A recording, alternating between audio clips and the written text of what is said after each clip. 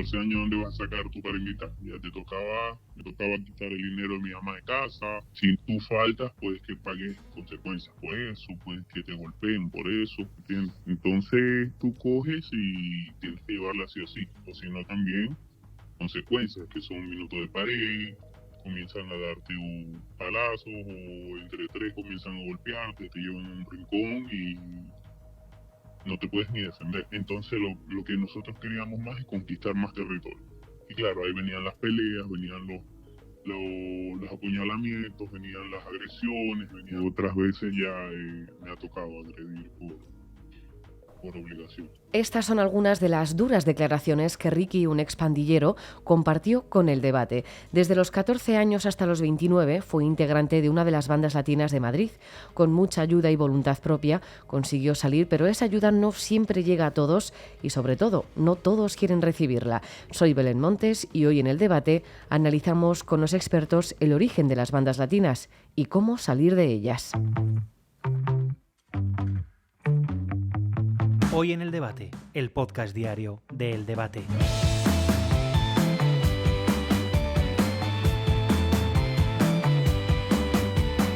Según el Observatorio de Bandas Latinas en la Comunidad de Madrid, realizado por el Centro de Ayuda Cristiano a través del Gabinete Demoscópico GAT3, 1 de cada 3 profesores afirma tener a pandilleros en sus centros y haber recibido petición de ayuda por parte de los alumnos. Y 1 de cada 3 padres de adolescentes considera que las bandas latinas son la principal amenaza que sus hijos pueden encontrar en la calle.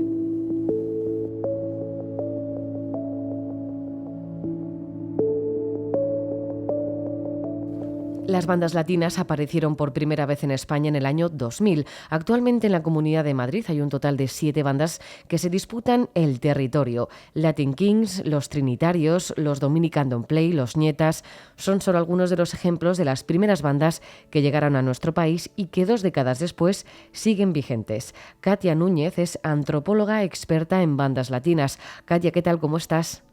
Hola, buenas tardes, Belén. ¿Qué tal? Muy bien. Katia, has podido estudiar a lo largo de las últimas 2 décadas a las bandas latinas de nuestro país. ¿Por qué llegaron a España? Bueno, llegan a España, sobre todo Latin Kings, que fueron las primeras, y Los Nietas a principios de los 2000, ¿no? de este siglo. Bueno, se dice, y así lo expreso en un artículo, de la mano de las reagrupaciones familiares, ¿no? O sea, ellos llegan de países como Ecuador, Bolivia, Perú, por eso se decía al principio bandas latinas, porque al principio sí que eran chavales de origen inmigrante, y encontraban estas agrupaciones que ya se habían creado en Estados Unidos, los Latin Kings, y en Puerto Rico los Nietas, y se crean así como una especie de facciones, pero con la idea de ser como una agrupación para luchar contra el racismo, para ser una familia, etcétera. Claro, cuando una banda latina llega a España, ¿cuál es su objetivo? Dices que se juntaban para luchar contra el racismo o para buscar una familia, pero al final ese objetivo se diluye y cambia a otro un poco más violento. Sí, porque en realidad cuando estas agrupaciones se crean con esa idea, ¿no? En Estados Unidos, para luchar contra el racismo, o si estaban en las cárceles para ser una familia, para apoyarse, para defenderse de otros agresores, pero vamos a la calle, pues en la calle se encontraban con lo que se encontraban, que eran muchas veces barrios donde había mucha pobreza y desigualdad social, aún siendo Estados Unidos, y había mucho tráfico de droga, delincuencia, etcétera. Y entonces los miembros empezaron a dedicarse a estas actividades, aunque no se crearon para ello, ¿no? Mm. Sí que hubo como una desvirtuación de realmente el objetivo por el que se crean inicialmente estas agrupaciones cuando se crean también en países de destino, en ciudades de destino como Madrid o como Barcelona, ¿no? Claro, aquí llegan, pero siempre han sido violentas, o solo se conoce esa vertiente violenta. No, yo creo que solo se conoce esa vertiente violenta, porque también yo no manejé mucho el tema de los Latin Kings, me he leído sí el libro que escribió mi director de tesis, Carles Freixa, sobre ellos, y también tenían sus reuniones, eran un grupo de ayuda mutua, una familia.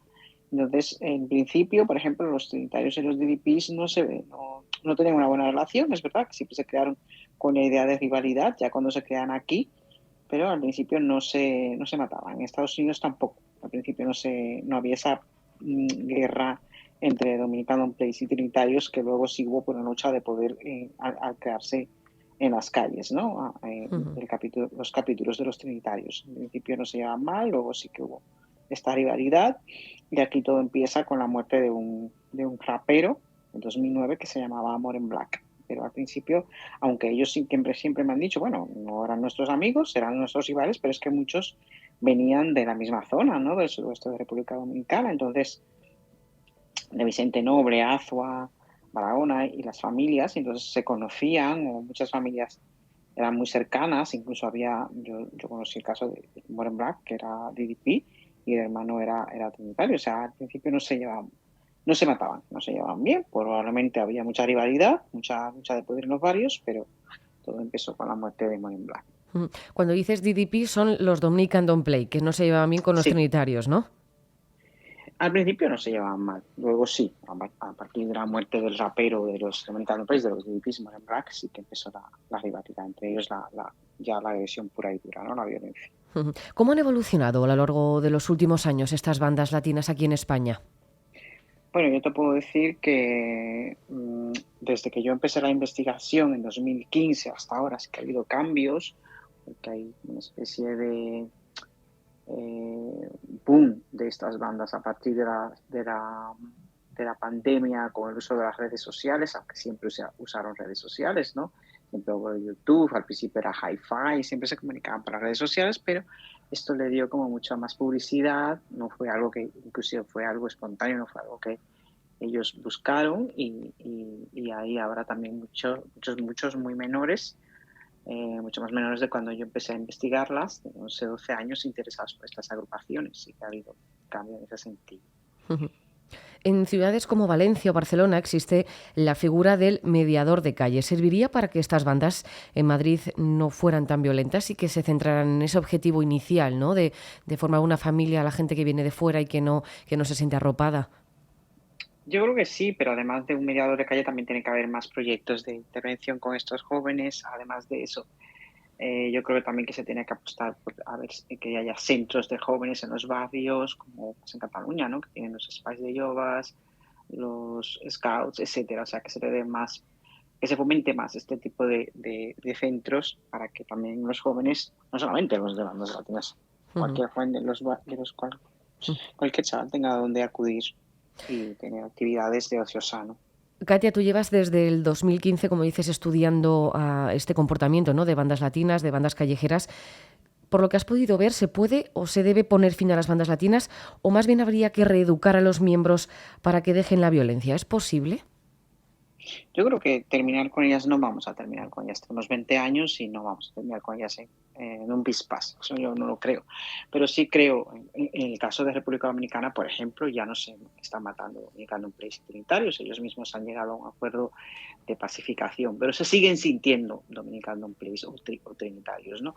En el caso de los Latin Kings, ellos también han dejado la violencia, o sea, ellos apuestan por la paz, o sea, los líderes han dejado ya la violencia. Entonces yo creo que sí que es posible que se pueda transformar, aunque no, es que después que un chaval está dentro de estas agrupaciones y ha hecho un juramento, obviamente no lo puede dejar, entonces seguirá siendo trinitario, trini o DDP toda la vida, pero ellos pueden dejar de correr, como dicen ellos, ¿no? Cuando ya tienen una familia y tienen cargas familiares y tienen que trabajar, etcétera, ellos pueden dejar de correr, como le dicen a ellos, a dejar la calle, ¿no? Pero siguen siendo DDPs o trinis, y eso yo no obligo a nadie a que deje lo que quiera hacer, lo que sí que apostamos por una interacción que no sea desde la violencia. Pues Katia Núñez, antropóloga experta en bandas latinas, muchísimas gracias. Gracias a ti, Belén.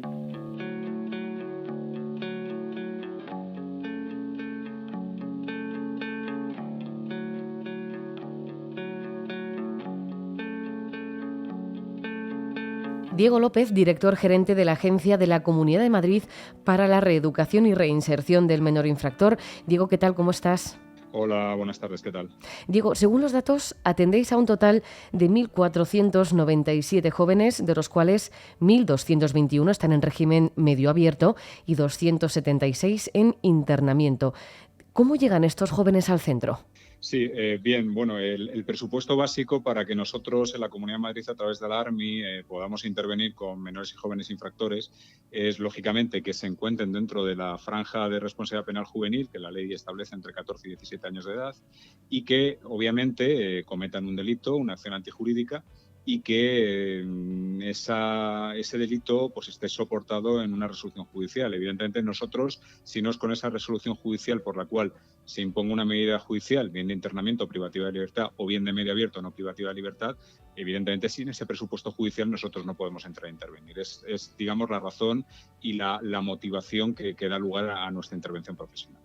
¿Cuál es el perfil de los chicos y chicas que acuden a estos centros?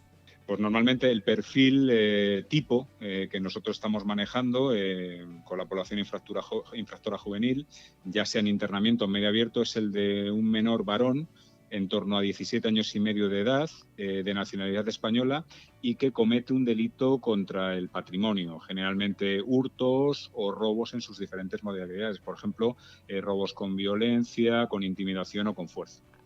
¿Cuántos de los jóvenes que ayudáis consiguen integrarse de nuevo en la sociedad? Bien, pues gracias a un modelo de intervención que ya tenemos bastante consolidado y basado en una serie de ejes, como la individualización del tratamiento, la asistencia a programas de intervención individualizados, ya sea por razón del delito o por las circunstancias familiares o personales de cada menor, junto a también la participación de la familia en el proceso reeducativo y la capacitación y vocación de nuestros profesionales, pues como digo, gracias a ese modelo de intervención y a su aplicación, pues estamos consiguiendo unos datos muy alentadores en materia de reinserción y, de hecho, aproximadamente el 90% de los menores y jóvenes infractores a los que atendemos consiguen reinsertarse en la sociedad y no reinciden. De hecho, en algunos delitos específicos, como el maltrato familiar ascendente, es decir, hijos que agreden a sus padres, o el programa de agresores sexuales juveniles, ese porcentaje es superior y está en torno al 95%. ¿Existe una escalada motivada por las venganzas entre bandas, Diego? A ver, nosotros podemos hablar desde nuestro punto de vista, porque el tema de las bandas juveniles violentas es un asunto multifactorial, un asunto que engloba varios aspectos, varios ámbitos. Estamos hablando del ámbito preventivo, a nivel escolar, el ámbito punitivo, respecto a las actuaciones de policía y guardia civil. Y nosotros entramos cuando un menor o joven infractor ha cometido un delito vinculado con este tipo de hechos violentos o con este tipo de bandas y recibe la imposición de una medida judicial. Nosotros sí que hemos visto un pequeño repunte de este tipo de hechos, sobre todo en la primavera, los meses de mayo y junio. Vamos a ver cómo terminamos el año, pero de momento ese repunte, digamos, primaveral, a nivel luego de los meses posteriores, a partir de julio, se ha detenido. No ha ido a más por el momento, por lo que estamos viendo. ¿Y cuál es la importancia de los colegios en la detección temprana de integrantes de bandas juveniles en las aulas? Pues obviamente todo lo que puedan hacer encaminado a detener posibles factores de riesgo que suelen aquejar a la población infractora juvenil a la que atendemos. Fundamentalmente esos factores de riesgo están en el desfase curricular académico, chicos que pierden cursos, sobre todo por dos motivos fundamentales o dos causas que estamos viendo y que estamos apreciando en la población a la que atendemos. Uno de ellos es el consumo de sustancias tóxicas, generalmente de cannabis y alcohol, que por otra parte son sustancias que son a menudo, incluso desde determinados ámbitos de responsabilidad, valga la redundancia, irresponsablemente excusados, trivializados e incluso banalizadas estas sustancias, y que nosotros vemos que en la población infractora juvenil están teniendo muchísima incidencia. Y otro aspecto que también estamos viendo que repercute negativamente en la evolución académica de los menores y jóvenes es el tema del uso desmedido y desproporcionado, uso abusivo de las redes sociales, en ocasiones incluso dirigido o destinado a la comisión de hechos delictivos. Pues Diego López, director gerente de la Agencia de la Comunidad de Madrid para la Reeducación y Reinserción del Menor Infractor. Muchísimas gracias. Nada, a vosotros, no hay de qué. Un saludo, hasta luego.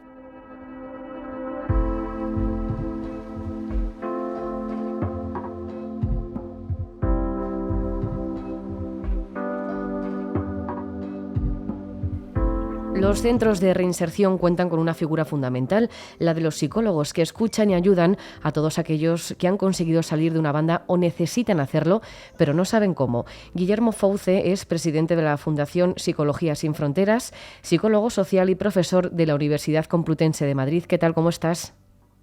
Hola, buenas tardes. Bien. Guillermo, ¿por qué un joven acaba formando parte de una banda callejera? Bueno, solemos decir que debajo están las respuestas que puede dar esa banda callejera a su situación, ¿no? Y muy en particular el sentirse alguien, el sentirse arropado, el sentirse acompañado, el sentirse querido, tener una identidad, ser alguien, de tener una situación de vulnerabilidad, de desarraigo, de no saber hacia dónde vas en la vida, a encontrar un grupo que te acoge, te acompaña, te quiere, te da un perfil, te da una identidad y a partir de ahí caminas. Funciona igual en las bandas callejeras que, por ejemplo, los grupos neonazis o en las sectas. Es el mismo principio, el que la banda, la tribu, la secta responda a algunas de las cosas que estás buscando en la vida. Vas sin rumbo, vas sin un camino y de pronto aparece una respuesta, ¿no? Por eso entran especialmente también personas jóvenes, muy jóvenes, y personas que tengan situaciones de a veces vulnerabilidad, no necesariamente en precariedad económica, sino de vulnerabilidad en su identidad, ¿no? Y su sentido de vida. ¿Los jóvenes con los que has podido hablar o tratar son fáciles o son reacios a asimilar la realidad que han vivido? Son difíciles y además difícil que asuman que el camino que han tomado es un camino que les perjudica. Y difícil también que asuman caminos alternativos, ¿no? ¿Por qué se produce un fenómeno de ellos contra nosotros, ¿no? Los ellos son donde están metidos en una dinámica a veces de violencia destructiva, de escalada de violencia destructiva, pero que a ellos les da un sentido y que dentro de su sentido de funcionamiento pues les está proporcionando respuestas. Por tanto, es muy difícil, para empezar, que tomen conciencia de ese camino destructivo que están teniendo. Otra de las grandes cosas que ocurren es que no ven las consecuencias de la violencia, no las sienten, porque aunque estén agrediendo a alguien, ese alguien a quien agreden es una subpersona, no es una persona como tú y como yo, como ellos mismos, ¿no? Tienen muy deteriorada la capacidad de empatía, la capacidad de ponerse en el lugar del otro. El otro es alguien que no se corresponde con un ser humano y que merece, por tanto, lo que le está ocurriendo. A veces también tienen un sentido de, bueno, pues o si estoy generando violencia o estoy haciendo determinadas cosas, pero lo estoy haciendo por un bien superior, ¿no? Que es la defensa de unos principios, de unos valores, los de mi raza, los de mi secta, los de mi banda, ¿no? Uh-huh. Y incluso estamos en una guerra, estamos defendiéndonos y en esa defensa pues hay víctimas, ¿no? Y hay víctimas colaterales. Todos estos argumentos son los que se trabaja con ellos, los que trabajan con ellos las propias bandas y en los que están absolutamente convencidos. Es difícil salir de esa espiral en la que además vas creciendo, vas ganando jerarquía, vas teniendo cada vez más identidad en eso, sobre todo cuando traspasas determinadas líneas, haces una determinada acción violenta, llegan todas estas justificaciones y al final sigues en esa espiral con esas justificaciones. Es muy difícil romper esa dinámica.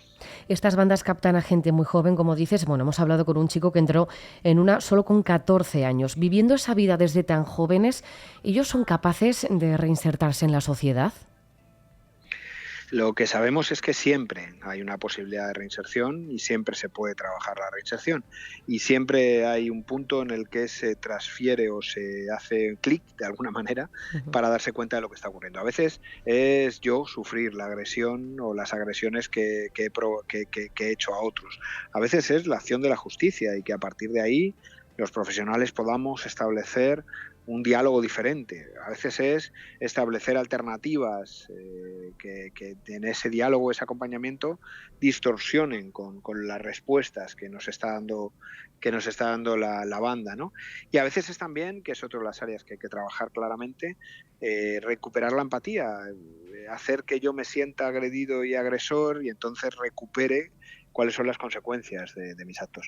No es un camino fácil, se han explorado también algunas otras alternativas, por ejemplo, en bandas de racistas y demás, pues ponerles en contacto con los propios agredidos y que puedan redescubrir que son seres humanos como nosotros y que empaticen de alguna manera, o incluso transformar algunas de estas agrupaciones, de estas bandas, en agrupaciones culturales, en agrupaciones artísticas, que permitan esa agregación, esa generación de identidad, pero den alternativas más saludables, sin duda, y más positivas que agredir a los otros. Pues Guillermo Fauce, presidente de la Fundación Psicología Sin Fronteras, psicólogo social y profesor de la Universidad Complutense de Madrid. Muchísimas gracias. Gracias a vosotros y un placer.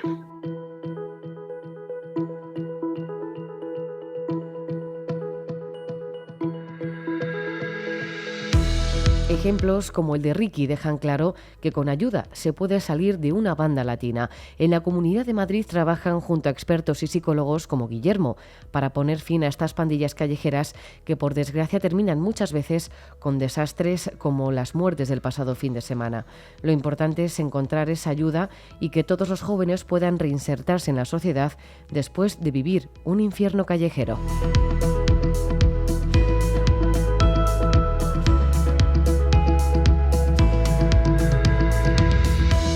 Puedes escuchar este podcast en eldebate.com y en las principales plataformas de audio. Recibe un saludo de quien te habla, Belén Montes. Gracias por estar al otro lado.